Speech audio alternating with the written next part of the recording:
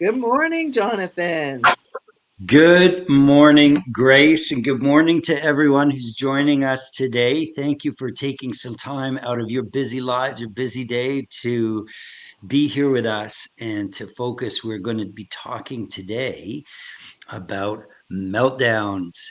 And I say that with a cheeky smile, not because they're super fun and awesome and we want lots of them, but because uh, when we approach a meltdown, Grace, and Grace, I'm going to pull you in just a second. I want to introduce you, but I did want to say, because I've been thinking about obviously meeting today and talking about meltdowns, and I was just thinking about how change is possible. That's what the sort of the smile is. When I say meltdowns, is that when you're in it, when it's happening, and you think, is this is this really happening in my life? Is this going to be the rest of my life? Is this what I will deal with? That change is possible. And so we want to get into that today. But before we do that, again, hello, everybody. I'm Jonathan Alderson, and I've been working with families for many years, I'll say. I don't want to date myself, but many years, and really with such a big focus on empowering parents, giving parents knowledge and hope and attitude fitness and lots of things to empower parents. And so we have with us today Grace. And Grace, I'm just going to do a little introduction. Grace is a parent of a daughter with autism who I met many years ago. And we worked together in programming for her daughter. We've seen just some incredible changes in her daughter, by the way, whose name is Julianne. We call her Jules. So, with Julianne. And Grace also, outside of being such a fully committed parent to her daughter, is really involved in lots of other things in her life, but including helping other parents and supporting them, and has done that in a whole number of ways through different seminars, and has attended conferences, and has just one-on-one reached out to parents in many, many different ways. But also, Grace, you wrote a play that's also a book and a play, and you worked with an Indigenous also producer who's put on part of that called the Children of Autumn. And I'm going to turn it over to you if you just want to say a couple of words, because I think it's a remarkable project that you've done. So welcome, Grace. Thank you so much. Thank you, Jonathan. Welcome, everybody. I'm in Jasper, Alberta. So, hello from the mountains, wherever you might be. It's actually a musical, a Children of Autumn musical, and it really was given to me. The beginning of it was given to me from, I would say, the muse. It was a song that came through while I was still living in Toronto, and it spoke about these children that would be coming and that they were sent from above, and they were very smiling and carefree, and they were laughing at me. And basically it evolved over a long period of time. So this was a real test of patience, but actually at the time I didn't even know it was going to turn into a play, but it did. And it's really touched a lot of humans, and it is dedicated to persons with autism. So Mm-hmm. yeah, it was actually an Indigenous man that I co-wrote the music with. So it's a gift of love, and it was definitely meant to happen, and it's happening. So Yeah, amazing, Grace. Thank you. So, Grace, let's jump in. When I was thinking about meltdowns, I wanted just to share probably one of the biggest meltdowns that I experienced with a little girl with autism a number of years ago. And I was asked to come into her school to observe because at the age of 5 years old, she's pretty young, she was one of the most confident little girls who I've ever met. And confident in terms of she knew what she wanted and she knew what she didn't, and she made it very vocal. And if she didn't get what she wanted, she would have a huge meltdown. So this was a girl diagnosed on the autism spectrum. She was speaking, so she's verbal, under both in terms of comprehension and expression. And there I was at the back of her classroom. And when the teacher asked the kids to go back to your seats. They've been doing an activity to quietly go back to your seats. She kept doing what she wanted to do. And so the teacher just gently said to her, hey, you know what? It's time to get back into your seat. And she quite loudly said, I'm not going, kind of thing, like sort of basically protest, but very loud. And the whole room went silent and all the kids looked over. And the teacher looked at me, not because the teacher didn't typically know how to handle this, but because she knew that the very next step for this little girl was a meltdown. She kind of went from 0 to 100 very quickly. And so I just signaled to the teacher, keep doing what you'd normally do, as if I wasn't here. The teacher said one or two more things to try and coach her back to her chair, and she decided to melt down. Now, her meltdown included some aggression. So she took some books and threw them. And then she basically used the F bomb to her teacher and said, I'm going home. And went to walk out of the classroom right past me and went into the hallway. And anyway, this is where the meltdown occurred. So I stopped her. I got in front of her and said, went down. She knew me, by the way. And I said, hey, you can't leave the school, right? You can't elope, you can't run away home.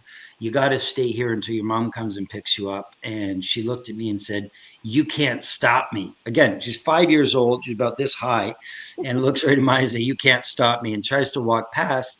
And so, with her parents' permission, her parents knew I was going to be there. Their parents knew that I was going to intervene if I needed to, and with the principals and the teachers' permission. So I stopped her physically because she's was going to run. And I said, hey, and I communicated to her, I'm going to, hold you, stop you from going. You need to stay in the school, but we can find another space for you to be in. We can go together. And she said, no, I'm going home. You can't stop me.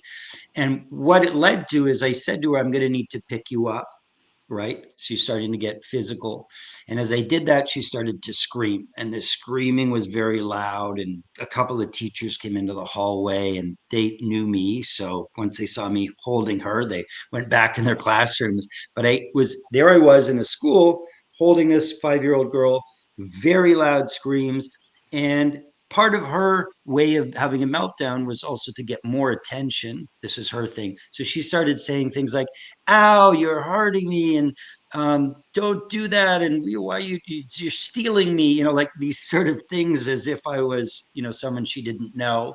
Of course, I was holding her in a very safe way. There's no grabbing. But anyway, the point is, here's what happened near the end is we went into the principal's office, not to get her in trouble, but it was a safe space. It was one of the only spaces where it wasn't public and we could close the door. And she started, you put her down, and she started to grab things to throw at me. There was a vase she wanted to break. When I put things up, she then went to the window blinds and started to try to pull the blinds down, like right off of the things. So again, I said, hey, listen, I'm going to need to hold you if you do this, to make you and me safe, because she was being really physically unsafe. So I had her seated in my lap, and my legs around her, my arms around her. She was calm for a little bit, but she started to struggle again and she wanted to leave. So she says, I have to pee. And I said, okay, totally. We can go pee. You need to be calm and, show me that you can be calm so we can go to the washroom. And she kept moving and she said, oh, I'm going to pee.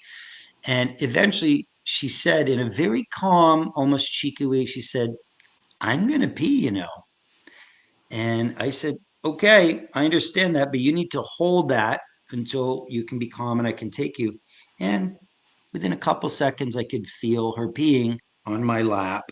She knew exactly what she's doing. By the way, this is a girl who's fully toilet trained, fully knows how to hold it. She could wait to go in 1 minute or 2 minutes when she was calm, but it was very much intentional on purpose. So there I was, sitting on a principal's office in a school being peed on by this little girl. And the point of this story, where I'm going, is I've been in the middle of meltdowns. We're going to take some questions in just a moment, Grace, from some parents.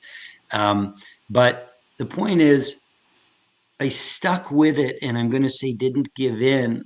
And I kept coming back to, which we'll talk about in a little bit, kept coming back to the direction for her, which is to take some breaths and to relax, that I'm here to help her feel be safe, that I'm here to help her get what she wanted, which is ultimately she wanted to talk to her mom. And I promised her that I would get that for her once she herself could find a way to regulate and be calm. And I was giving her that space and comfort to do that. But when she peed, she was really trying to get me to obviously leave and give her what she wanted. And I stuck through it. And the end of the story is I'm still in her life. I still know her family. And to this day, when she sees me, she's polite, she's sweet. We play games together. She doesn't pull any silliness on me. And I think she learned, hey, this guy, even when I pee in his lap, is not giving in. This guy is going to stick with me and help me get what I want, but not in a way that is giving in. So, anyway, that's a story I was thinking of today. But what we want to do, Grace, is we want to take some questions. And I'm just going to invite all the people that are here listening to post a question if you have about meltdowns. And we'd like to, both Grace and I are going to, Grace as a parent, many years and her experience is going to chime in, and we're going to try and give you some real practical tips today. But Grace, just while we're waiting for a couple of people to post their questions, maybe you have a meltdown in mind that you went through that you might share briefly. Oh, yes, I have many. And I just wanted to invite the viewers, please post your questions because you are really in a safe space with this man. He is an amazing human and he really knows what he's talking about. So feel confident to just post away, ask anything. He will be able to help you. So do that. Um, many meltdowns for many different reasons. So I loved that you alluded to the fact that there was a reason why she was melting down with the example that you gave. One meltdown that is very memorable for me was I took Julianne on a trip to Europe a number of years ago. So this is pre-COVID. And we had the best time. We had the most amazing trip. And Julianne, I just intuitively knew um, loves Vincent van Gogh. So don't ask me how I know that. Could be telepathy, I'm not sure. But I know she loves Vincent van Gogh. So I took her to the Museum d'Orsay in Paris. And it just happened to be a Parisian holiday. And so the place was packed. There was a huge lineup to get in. The two other travelers that I was traveling with were off looking, just shopping a little bit outside of the museum before we got in. There was a huge lineup to get in, and it was the kind of lineup that you would see at an airport with those, those, I don't know what you call them, but like just to, so that everybody knows where they're going. There's like cloth pieces, right? For some reason, Julianne flipped out, like just started freaking out. And there was really no one incident that happened. It was just we were waiting in the lineup. She just started freaking out and tangling herself up in those, there wasn't a rope, but you know what I mean? Like at the airport, those flaps that they have. And the whole crowd parted. Okay. So there's me by myself with her. The whole crowd is parting. And like you, Jonathan, I just grabbed her from behind. I grabbed her from behind. I stayed very calm. And I just said to her, Jules, we have come a long way to see these paintings. We are going in.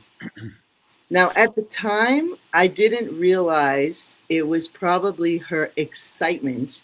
And I think her excitement was on a scale of 10,000, that she was actually going to see these real live paintings of Vincent van Gogh. And I have to say, I had the most electrifying experience myself seeing his work. And so for her, later, when I contemplated what had happened, I was like, oh, yeah, it was her excitement level. So she was just like, oh, my God, I'm going to see it. And there's many. So I just held her again, like you did, and just stayed calm as I could. And that's the thing, parents, we do the best we can. We are not perfect and we do the best we can. But I was very adamant that we were going in if they were going to let us in. That was my thing then. I was like, oh God, I hope they let us in. And here is the miracle. They let us in, no problem. We go in, and I don't know if you've been there. It's quite a large place. There's not just Van Goghs there, there's Monets, there's all kinds of different artists. She was silent for 6 hours. She was just Amazing. in her bliss of like, wow, like this is Hmm. incredible. This is incredible. Hmm. And I have to Amazing. say, she's working with a young woman right now, and the art that they are doing together, um, Yeah, art is a real thing for her. Grace, you mentioned, both in my story, I was just thinking in the story I shared and the story that you shared, there's a moment where we were holding the child. mhm, And when you did that, just as parents who are listening, any tips about, I know for me, I just want to share this and then I want to ask for your experience. But when I went to pick up this little girl, as I mentioned, when she first came out of the classroom and she was going to walk home and leave the school, but then in the principal's office when I sat with her on the floor, in both times there were three things that I did which are really important for our protocol when we're going to physically restrain a child. And one is, I got down at the child's level as much as you can when a child's having a meltdown. And I tried to have them see my face so that they saw. And the reason is because on my face, I'm loving them. On my face, I am calm. On my face, I want to be, I'm going to say, a beacon or a representative of this is calm, you're okay, I love you, I'm here to support you. So positioning that as opposed to grabbing a child from, where they can't see you or suddenly when they don't know it. The second thing I do is I give a verbal warning. Now, I say warning like an advertisement, if you will. It's not like, hey, I'm going to grab you, but hey, you know what? For your safety, I want you to be safe, or because I want to help you to feel more calm or relaxed, or right now there are other people that I need to protect too. Whatever your statement is, but I verbally let them know. I'm going to grab your body. I'm going to hold your body. I'm going to hug you tight. I'm going to pull you closer. So that's the second thing is first I let them see care, love, calm. Second, I let them hear what's going to happen to them. And then the third thing is I personally try and avoid grabbing limbs, grabbing a kid's arm. Sometimes you have to for their safety. You said it, Grace. You said you're doing the best you can in this moment. So there's no, judgments here. But I found that when I grab a child, if I have by the hand, by the arm, if they're in that state, they're just going to try and pull away and you're going to get into a tug of war. Whereas if I can do more of a body wrap in a comfortable way, I'm not then having to pull limbs and this kind of stuff, but it's more of a secure thing and they tend to calm down. But those are three things that I tend to do. Any tips for you when you went to hug Julianne and hold her? I couldn't get in front of her. It was impossible, just the whole timing. So I think for me, because she knows me so well, because I am her mother, right? And she know at this point already we had worked so many years with her, so there was a deep trust. Using your programming, we were already in phase 3, so there was definitely a trust between her and I. The very fact that I was taking her on this trip, there was, there was obviously a trust. A lot of people thought I was crazy taking her, but it was an amazing trip. So the thing, like you said, was the talking. I was just calm. I remember I can actually go back to the moment and I just was really grounded. Like it didn't matter what the parents, I had worked through all that stuff. I didn't matter what all the other people were thinking. My whole focus was calming her down because we're getting in there. That was it. So Yeah. yeah, and it worked. It worked in this case. So we do have a question though from Lucy Gibson that I'm going to share with you, Jonathan. And here it is: how can I help an autistic child with co-regulation techniques that don't require any touching or verbal communication, as they can refuse any kinds of hugs, cuddles, or verbal guidance? Yeah. Yeah, really, really good. Thanks for the question, Lucy. And something that Grace just said, I don't know if you guys heard that. She said, because we'd been working, for a while, they happened to be working with me, but that they've been working on rapport. Okay, and we can dive into that more, Lucy. But what you're bringing up here, when you say co-regulation techniques, just for everybody to understand, at least from what I understand, Lucy, you might have a different definition, but co-regulating. So the idea that I'm in kind of in a partnership with this person, that I'm going to help them. It's not just pointing fingers at a child or an adult with autism or anyone saying, "Hey, calm down," right? Like you pull yourself together, and I might not even be pulled together. So co-regulating, being able, I'm calm, and I'm going to help you also be calm, and together we Mm, can settle. Together we'll find a solution. Together we'll find ways that can, different supports for you. So I really appreciate your question. But the thing that Grace you were saying is, one of the answers to the co-regulation, to getting there, is practicing a relationship, practicing a communication, whether it's nonverbal communication using an assistive communication device, or whether it's energy, how you're feeling, or whether it's facial affect, a wink, a nudge, whatever it is. But it's all of the prep that we do before that meltdown time. So, what does that look like? It means making sure as I go through my daily routines, right? Just putting on socks or getting your teeth brushed or breakfast. I know, Grace, getting Julianne through daily routines, especially in her younger years, was an entire effort and career in and of itself, getting, up in the morning, breakfast. But you were very focused, and we talked a lot about how in those daily routines, you as the parent can show up regulated, right? I'm going to use that word. You as a parent can show up already deciding, okay, I'm going to make toothbrushing a relaxed experience, a fun experience, a loving experience, a shared experience. Okay. And in fact, guys, I've posted a bunch of stuff on this on Instagram, and I've done a webinar on what we call participating versus supervising. So how can I participate in toothbrushing instead of standing there and supervising toothbrushing? Because the mhm. more that you supervise your child, the more you're likely to be like, hey, let's go. Hey, come on. Hey, don't put so much toothpaste on. Hey, don't brush your teeth so hard. And all of those directions are what's going to push a kid in the direction of a meltdown. But more importantly, not a co-regulated situation.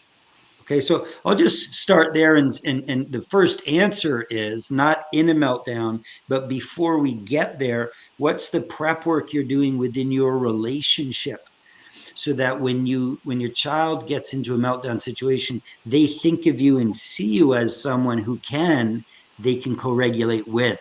Does that make sense? Do you want to add to that, Grace? Just that prep, the importance of that pre-work. Oh, I absolutely agree. And it's still ongoing. I mean, my daughter is 30 years old and we're still singing while we're brushing our teeth together. For my daughter, music is a big motivator. So um, it's something we do pretty much. I try to include her in almost everything. Like if we're cooking, I don't just be like, sit down, Julianne. I'm like, no, Jules, come here, help me, help me. What can you? She's cracking the eggs like with one hand. And we're doing it together. There's a real rapport go for sure, teamwork with between us. Right. And so in those, just coming back to Lucy's question, in those daily routines and things that you do, though, you're practicing co-regulation. I think that's what I want to say clearly, right? Like, so you're aware when you're not in a meltdown scene, you're aware of saying things like, hey, Julianne, I really, appreciate that we're sharing this moment together, or that Yes, you're yes, listening to me, or yes, hey, I noticed that your body's so calm while you're doing this. You're building up that rapport specifically around co-regulating all day long. Am I right? yes, yes, yes, yes, absolutely. And that's something I learned from you, right? Learn to really zero in on the things, the behaviors you love. Oh, I love it when you do that. Thank you for doing that. That's awesome, And so, yes, that goes on Right. throughout the day. Yes. Throughout the day. Yeah. So, Lucy, the reason why I'm bringing this up, just I want to connect it back to your question because you asked a great question here. You said, I'm just reading what is written. It says, because, no touching or verbal, as they can refuse any kind of hugs, cuddles, or verbal guidance, right? And if I'm in a meltdown, when your child's in a meltdown, I might not want to be touched for sure. I might not want to hear what someone else is telling me for sure. But what Grace and I have experienced is if we've practiced co-regulating with the child in the non-meltdown times, if we've established that hugging is a nice thing, and I'm not saying that that doesn't exist for you, but meaning if your child has that sensory sensitivity, then we could work on that outside of a meltdown. If your child doesn't know what, hey, let's take a deep breath means, well, they're not likely to learn it during a meltdown. So I'm going to practice that outside of the meltdown times, if that makes sense. So here's a very practical idea for you, Lucy, and that is, you're talking about co-regulating. Maybe ask yourself first. Okay, so here's a practical idea. Ask yourself first, what's one or two things that I do, meaning speaking about yourself, to calm down or to regulate when I'm upset, whether it's an emotional upset or you're feeling physical anxiety, whatever. So, for example, do you tend to stop and take some deep breaths? That's a very common one, but not that doesn't work for everybody. So, but if that's your thing, then write that down. I take deep breaths. Maybe for you, it's I sit and close my eyes just to kind of get rid of the visual stimulation that's around and center inside. Maybe it's I go for a walk. I'm a power walker, man. When I'm dysregulated as an adult, I just go outside for a quick 10-minute. You might have a route in your neighborhood and you go this road and that road and past this nice garden and back, and you're more regulated. But whatever that is, it's important for you to know how you get regulated.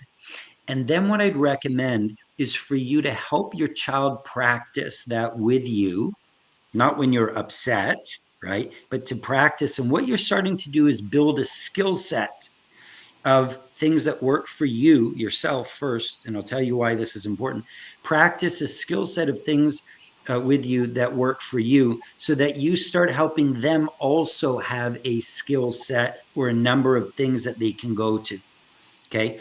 The trick here is one, it's authentic for you. So if I'm saying to someone else, hey, take some deep breaths or calm down, and it's not something I've ever done or that I use or that's real for me, I think it's not as powerful as when I can say to a child, hey, let's take a deep breath together. And when it's genuine for me, when that's really something that I actually really do, and I'm really feeling more regulated, I'm feeling more calm in this moment as I'm doing it, I think it's more powerful. Okay, number one.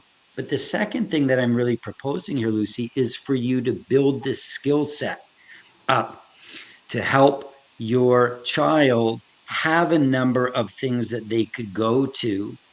And again, I understand you're saying, how do I do this without giving them instructions? You might just signal it by actually doing it. I've sat across from a child and in the same situation as you, knowing that I can't say anything right now or it's just going to add fuel to the meltdown. And so I'll sit and just myself get regulated, just myself be a person in the room that's calmer. That's all Mhm. I'm doing. I'm being this example of calmness. And again, breathing for me works, but for you, it might be something different. And I would give yourself permission to start to regulate yourself and just be in some ways an example or an energy in the room like that and not have to give instructions. Grace, do you want to add anything? And by the way, as we're answering this, Lucy, if we could make it a dialogue back and forth, if you want to type, yeah, but, or hey, I've tried that, or that doesn't work, it's let's have a conversation back and forth, and please keep typing. But Grace, do you want to add on? Have you ever done Yes, something like yes, that? yes, because I totally agree with you. And just the thought that came to mind was, so we have a ritual, and you're familiar with it, we started playing what I call the grateful game. It started a long time ago, actually, with my young son. My son is older than my daughter, but we would sing what we were grateful for. So we would be like, I am grateful for my hands. And, then I'd give it over to my son. And my daughter was nonverbal until 7. So just so you know, there's always hope. And now she talks so much, I'm like, oh my goodness, like amazing. But sometimes, you get what you ask for, so be careful. But it's So wonderful. you'd practice this grateful song, this gratitude song, right? When she wasn't in a meltdown, how did that help you? Exactly. And so when she was in a meltdown, I would go straight there and go, Jules, what are you grateful for? And it would almost like take her out of her uh, whatever was going on for her, and we would just do that, like, because we had played it so many times every day. And actually, we still play it every day. And it's a wonderful game to play. And she's fantastic at it, and has a million people that she's grateful for. So, this idea that persons with autism don't care about other people is wrong. But that's an aside. But yeah, it was a routine that we had established. So, exactly what you're talking about. And then in those moments of meltdown, I would use it. And I would also share with my team, use it, use that, right? That's one thing I would definitely use is just Yeah, go into gratitude. Start playing the game with her. It'll take her out of her, her meltdown. So for sure. This is such a great example, Grace, and thanks, because it's something that you practiced when she mhm. wasn't in meltdowns. It was actually part of your daily kind of, routine, if you will. Like, hey, we're doing the gratitude song in the car or before dinner, whatever it is. And Yeah. so when it came time in a meltdown, for you to make a suggestion or to model something, right, to co-regulate, she that was something she was familiar with. She had literally a neurology and neural pathway for that. She was a habit, if you will, she had built, and a skill that was familiar. And so I'm just coming back to this, and Lucy, I'm thinking, if your child is having a meltdown, they're dysregulated, they're having big emotions, they're having some physiological experiences. And as a parent, if we start giving suggestions or instructions that are even unfamiliar to the child, like take a breath, just take a breath, or calm down, like what does that mean? Especially if I've never practiced it. So I Mhm. hope this is a helpful practical idea, is to practice this. I don't know if you like this analogy, but I do think of fire drills, and I don't want to paint meltdowns as an accident, a fire drill. But we all know we don't wait for there to be a fire for us to go, hey, what should we do? Like, where's the exit? How do we, but in school, I remember we all do fire drills, and we practice it. I think once a month, the bell would go off and we'd have to line up and go outside and be accounted for. Mhm. But that was really the same idea of let's practice way before anything ever happens. And we hope that a meltdown doesn't happen. We hope a fire doesn't happen. But let's have an idea, a practice, a behavior pattern that we can tap into, so that when the fire is happening and our adrenaline is up and our brain isn't working so well, but there's a pattern there and a familiarity of a strategy that we can go to. So that's one tip. Grace, I thought, that there's another question. I think there's another question that we could There go is. I to. just want to let you know, Lucy says Yeah. thank you so much for the Oh, sure. explanation and the insights. And she does have another question, and and it's come up. Great. Any tips for teachers? And then we will definitely address Jacqueline's question next. Great. For teachers experiencing this when they have new autistic pupils who might experience this even before they get to build a strong relationship. Right. Yeah. Yeah. Well, and that's the other question, is it, like, nice advice, but what if it's happening and we haven't had the chance to do the fire drills? Mhm. So just two quick ideas here. I'm assuming it sounds like you're a teacher, so you'll already know this, that when you're having a new student, especially, come into your classroom who has special needs, needs different kinds of support, maybe has an IEP in place, as much information as you can get from the parent, the better. In other words, this parent may have some insights into meltdowns. This parent may have some established routines. This parent may have a fire drill that they practice, so to speak, that they can tell you. And I know that's very obvious.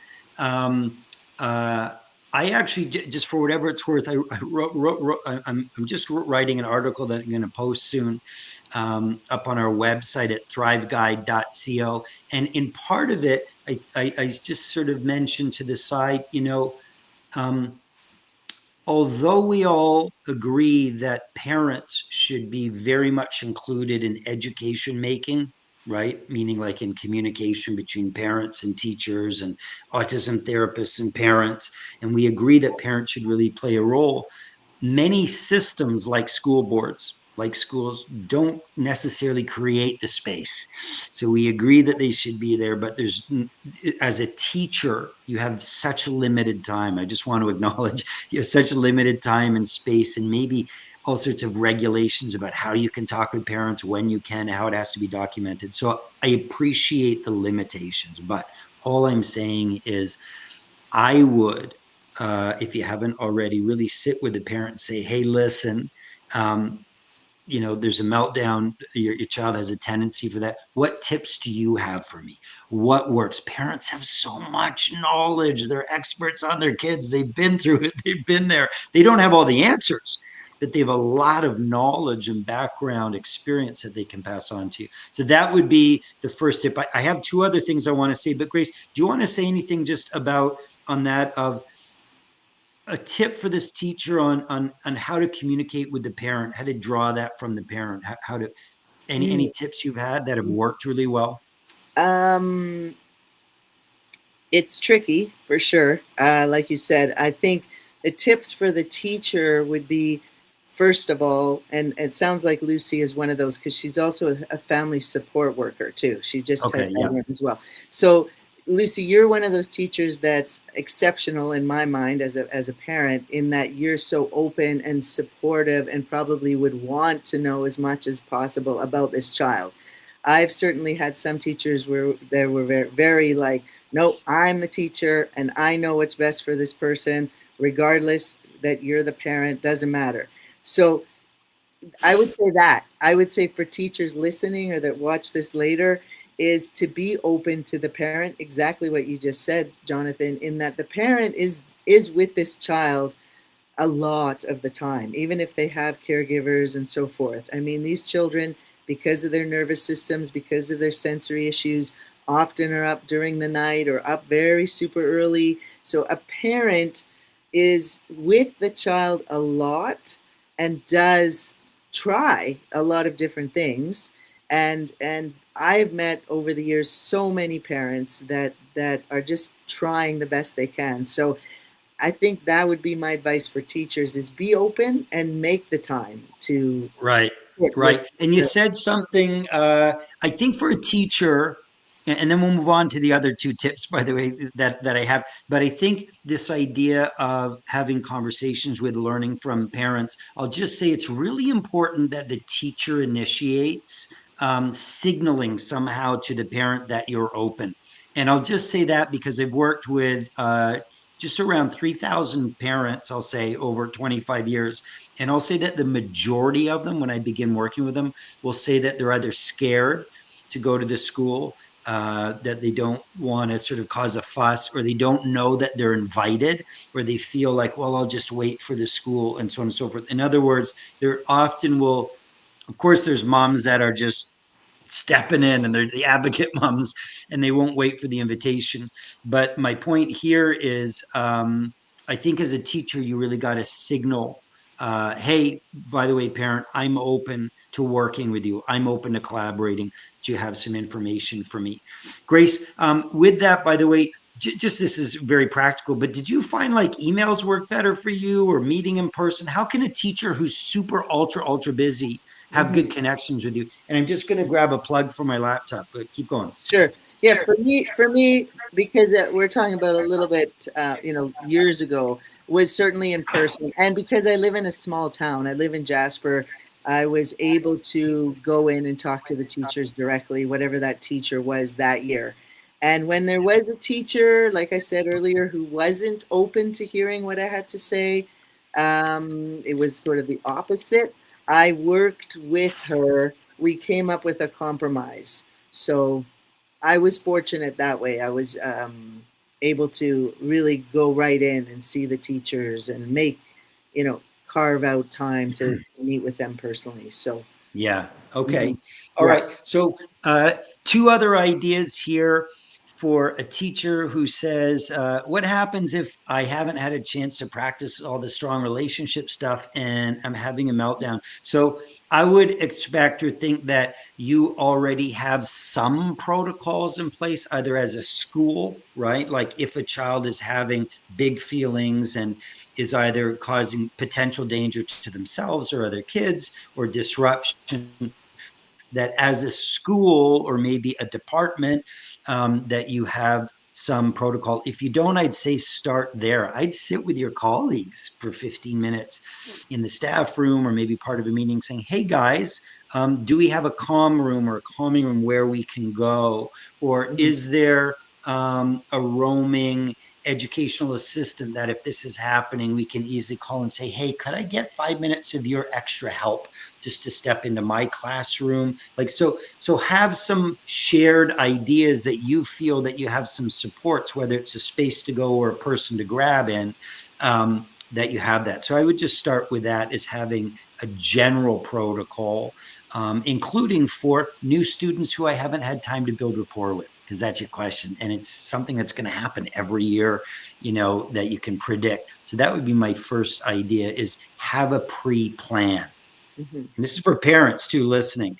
Have a pre-plan, have an idea. I'm going to line up at the Louvre with hundreds of people around, and there's a possibility that Julianne, has some extra needs. Am I planned for that? Do I have an idea for that? And the second quick thing, and Grace, and I'll just come over to you. I see you put your hand up. Um, is in your last, in part of your question, you said before they get to build a strong relationship, right? And my eyes just kind of clued in on that part of your question up on the screen. Before we get to build a strong relationship, um, I would say that probably my number one tip. I'm thinking of all the meetings I've had in schools. I'm often asked to come in and coach or support a teacher. So I'll just meet with the teacher separately and say, hey, how's it going? What can I do? I'm an autism specialist. Do you have an autism student? How can I support you? And one of the number one tips I've given over all of the years is to actually plan and carve out more time to build a relationship with this autistic child. Okay. And I'll say two things about that.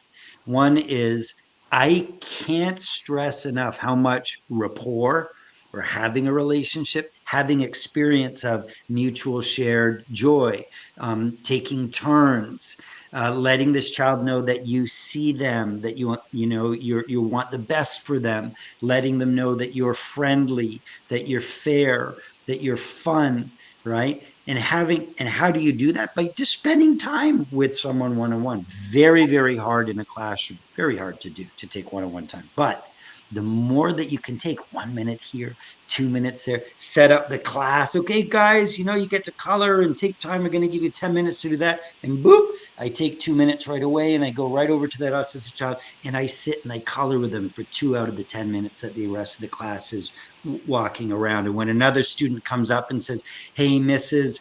Johnson, I need your help, you say, okay, I'm just here with Jack, just coloring for a minute. I'll be with you in 2 minutes. And you really carve out that time to say, I'm going to focus with you for 2 minutes and build rapport. And I'm telling you that 2 minutes here and 3 minutes there and 1 minute on the playground and 2 minutes here adds up to more and more rapport. So I know your question is, well, what do I do if I don't have the rapport? But one of my answers is build that rapport as much as you can, more than you might think you need to or can afford to. It's my number one recommendation because it makes the number one most difference when it comes time to having to give instructions to a child or help them to calm down or whatever it is. If you have more rapport, you will get more compliance and collaboration. So I know I had another tip, but Grace, what She's did you want to saying, say? she's saying so helpful, thank you, and laughing. Fair enough for sure. I just one thought that again, because I live in a small town, if you could, as a teacher, talk to the previous teacher also, and because that is one of the things we only have these students. I'm also a teacher, so I understand you have them for a year typically, but if you have them for many, many, many more years, like I teach music, so I've seen kids from grade, when they were 5 years old to now they're 16. I know those kids. Like I know them. There's rapport between us. Exactly what you're talking about there. So that was just a tip I had was like if you could talk Pass to it the on. teacher, yeah, and get some ideas. What worked? What didn't work? What really didn't work? What? Tell me something about this. And of course, we're all evolving and changing. So we do our best and take that information in, right? Right. Yeah, we do have a question from Jacqueline. How do you combat parent alienation when the other parent gives in, doesn't follow through, and when you're the parent trying to instill boundaries and safety? Great question. Mm. It's a great, Grace. Why is it a great question? I know I think it's a great question Oh, because it's so because it's common, so true. Jacqueline. Oh goodness. I mean, this is the dance. If you both parents are on the same page, well, that's a miracle. The angels Yeah, like are around you. Most but it's so parents, rare. it's so rare. It's so Yes, rare. that's why it's a great question. It's not a great question Yeah. because it's a great thing happening, but No. it's so common. And Jacqueline, you just asked a question that everybody, every mom or dad has on their mind. But well, what about that guy I'm living with, right? What about Yeah. this person I married or I'm living with? They're not following our rules here, or they're not following what I think is best practice or what I know I've seen as best practice, and they're giving in, and then all of the side effects of that, right? It reinforces my child melting down because they gave in and turned on the TV when I said no. It also undermines your authority as a parent, right? I mean, there's so many things here we could talk about. Um, I'm thinking when I was invited years ago to talk to a group of 75 parents here in Toronto, and they wanted to know basically it was focused on children. It wasn't autism specific, but children who basically aren't compliant. They sort of talk back a lot, or they don't get ready for bed when they're told, this kind of stuff.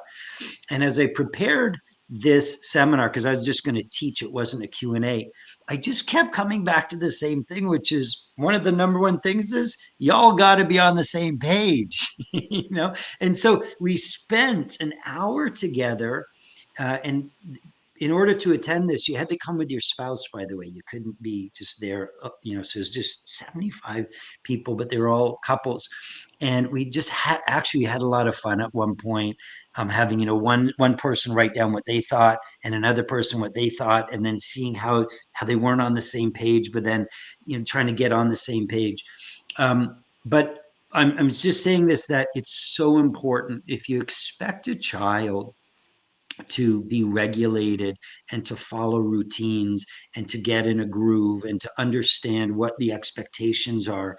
Of course, if you have two adults sort of managing that child in the same house and they're quite divergent in what they think, that's very, very challenging for any child, and probably doubly challenging for an autistic child who may benefit from routine or consistency and clear communication and direction. And so your point is very well taken, Jacqueline. I know we haven't answered it. We're just sort of saying, yeah, we get it, but we do want to let you know we get it, because in this case, when you're talking about two autonomous, independent thinking adults, obviously I can't come over to your house right now and tell your partner to do what you think. So it's a process, and part of it is recognizing we get you, we hear you, and you're right, it's very, very important. Okay, so let's dive into just two tips that we can get there. And I'm going to sound like I'm telling you the same thing as I said before with the fire drill, but I can't stress enough how important it is for you to pre-talk this stuff out with your partner before the incident occurs. Okay, so let's take, I don't know, television, and you've said turn it off, and the child really keeps wanting to watch. There's a bit of a meltdown, and your partner steps in and turns it back on. That's not the moment to have that discussion with your partner. That's not the moment, okay? Because now you have a child melting down. You're getting dysregulated because you're kind of pissed off that your partner turned the TV back on, and you're trying to say things to them. It's probably not coming through the best energy and lens to them, right? Because you're dysregulated, your child dysregulated. They're now getting dysregulated. So we have 3 or 4 people in the house, and it's not fun. That's not the time to have a good chat, right? And get on the same page. So I'm going to suggest to you something I suggested in the seminar that I did. And in that seminar, as I said, I had about 30 couples, and I said, okay, everyone, I want you to all pull out your cell phones and open up your calendars. And everyone had one of those. So they were all sitting there. And I said, and now I want you to take, I'm going to give you 1 minute to turn to your spouse and book your next parent meeting with each other right now. You got to commit, right? And so, there they were. Okay, when can you meet? Oh, I'm busy. Oh, we got the kids then. Like, so for a couple to find time when your kids aren't there that you could actually talk and you're also not busy is a bit of a juggling act, but they did it. And everyone put in their calendar, we're going to meet here on this date when our kids are either asleep or whatever. I'm not going to watch the football game. I'm not going to clean the dishes. It's going to be a parenting meeting for us to talk about parenting. Okay. So that's my first tip is I would strongly encourage you, if your partner's willing, to have a meeting. And by the way, this isn't a meeting of, hey, when can I schedule a meeting to tell you how you're wrong? Or when can I schedule a meeting so I can give you feedback? It's, can we schedule a co-parenting or a parent team? I love this name, this branding.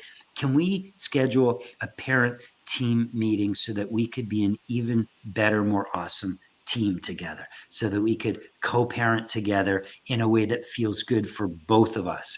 And let's sit down and maybe have some difficult talks if we can, but also have some strategies that we can agree on. Okay, so planning that.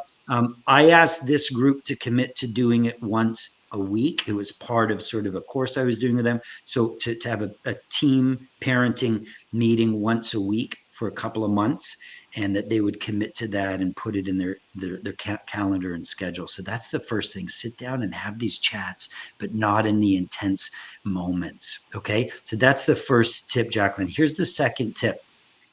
The second tip is, I think it can be really, really super valuable to have a parent coach. Okay. To have not a mediator. It's not that you're going to getting counseling per se, but to have someone that is recognized as a child or parenting kind of authority, that they've been in the field for a while, they've studied that. So someone that both parents can agree that, yeah, this person kind of knows what they're talking about, and they have some advice.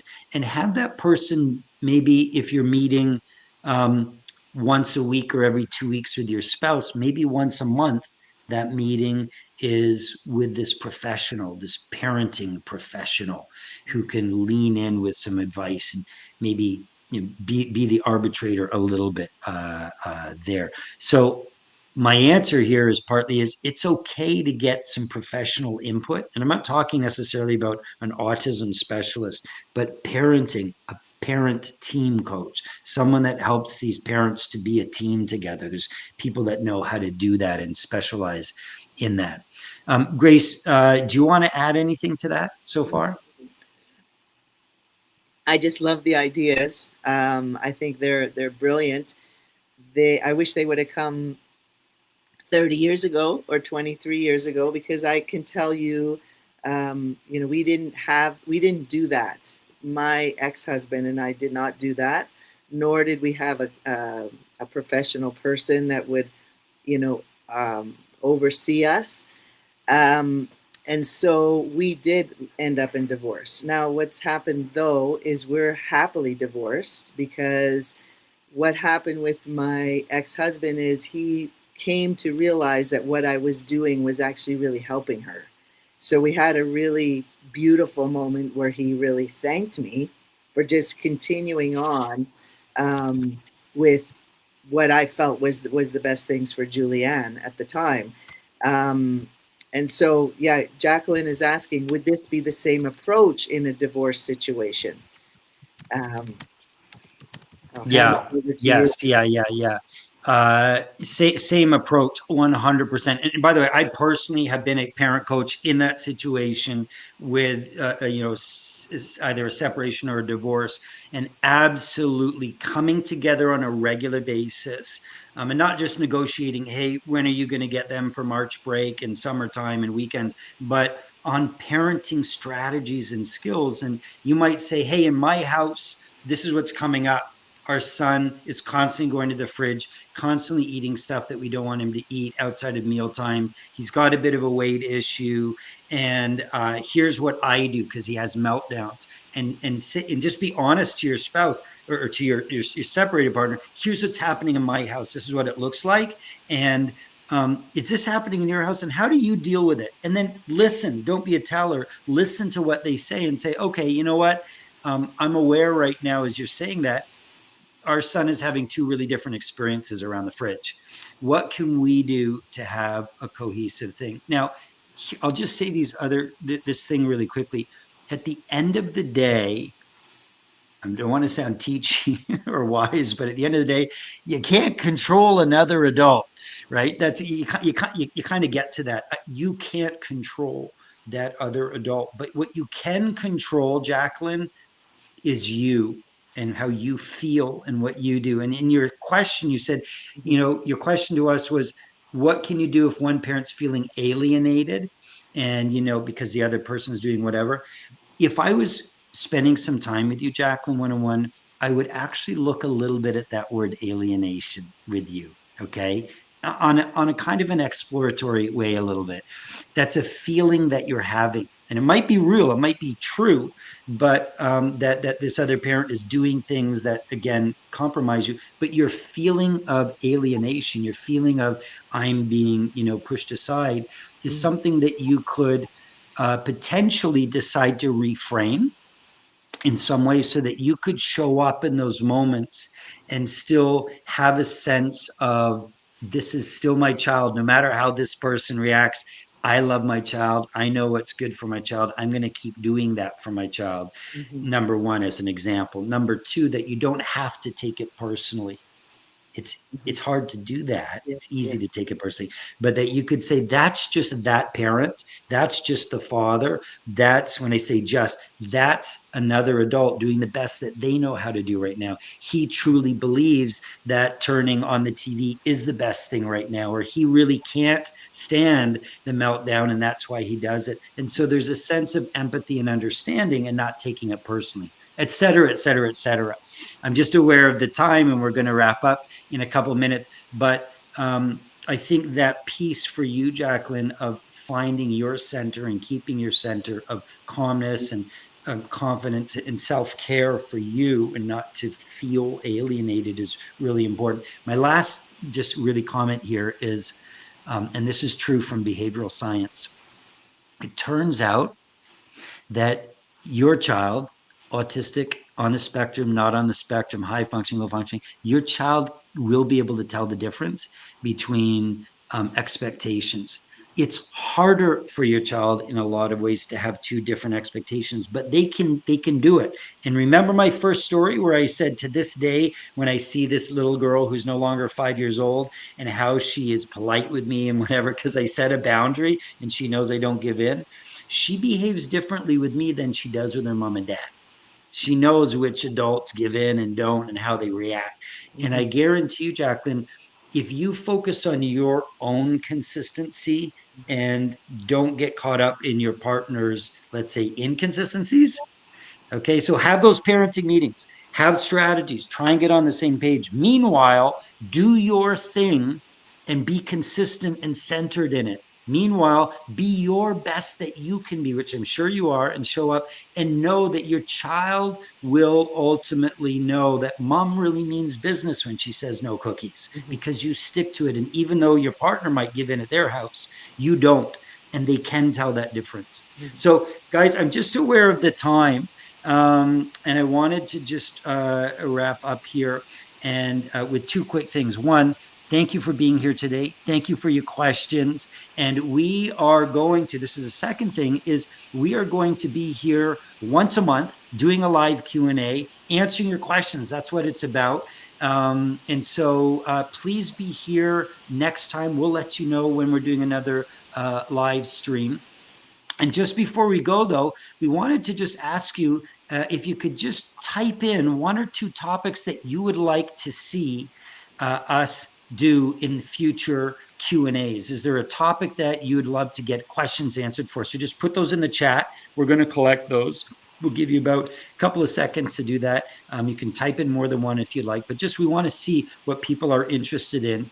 I also want to say thank you to Grace. Grace, thank you for being here. I know any parent Sure. listening Yeah. will appreciate your wisdom, your experience, and I always love your energy. I love your energy. It's calm, it's loving, it's fun. I always enjoy spending time with you. So thank you for being here in your busy day, and I know everyone will appreciate your time here too. And last thing, if you're here today as a parent, an educator, and if you're not already signed up for our weekly AIM, that stands for attitude, intention, motivation. And every week I put out an audio cast. It's about a 10-minute thing that you can listen to as you're going for your power walk or on lunch. And it's just inspiration, attitude, motivation around autism, tips, tricks, insights, things to think about. You can sign up. It's totally free, and it's just a way for me to help you get more out of what you're doing and thrive with the autistic people in your life. So please sign up for AIM. By the way, you can do that on our website at thriveguide.co. That's thriveguide.co. At the top, sign up. It says free weekly AIM, and we'd love to send that to you every week, and you can be part of that. Okay. So thanks everybody for being here, and we will see you in a couple of weeks. All right. Thanks, Grace. Thanks, everybody. Enjoy your day.